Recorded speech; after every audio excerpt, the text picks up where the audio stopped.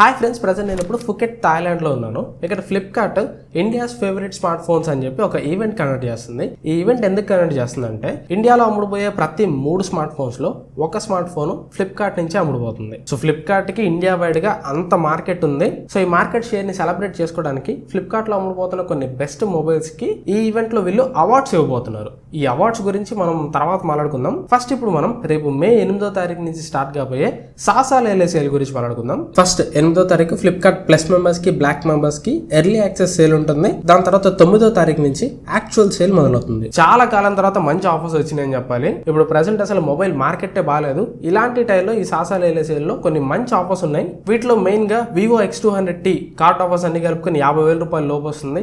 ఇది నాకు కొంచెం మంచి చాయిస్ అనిపించింది. 50,000 రూపాయల లోపల ఇది మంచి కెమెరా ఫోన్. దీనిలో ట్రిపుల్ 50 మెగాపిక్సెల్ జైస్ కెమెరాస్ ఉంటాయి. ఇంకా వివోవి వేరే phones Vivo T5 Pro, Vivo T5X మీద కూడా కొన్ని మంచి ఆఫర్స్ ఉన్నాయి. ఈ ఆఫర్స్ అన్నిటి గురించి నేను డెడికేటెడ్ గా లాంగ్ వీడియో ఒకటి చేస్తాను. నెక్స్ట్ ఇప్పుడు మళ్ళీ మనం ఈవెంట్ కి వెళ్ళిపోతే ఈవెంట్ ఎంట్రన్స్ లో చూడొచ్చు ఈ చుట్టూరా ప్రాసెసర్ డిజైన్ తోటి ఎంత బాగా డిజైన్ చేశారో. ఇది ఈవెంట్ లోకి ఎంటర్ అవుతున్నప్పుడు అయితే చాలా మంచి ఫీల్ ఇచ్చింది. అండ్ ఇక ఈవెంట్ లోకి ఎంటర్ అయిపోతే స్టేజ్ మొత్తం చూడడానికి ఇలా ఉంటుంది.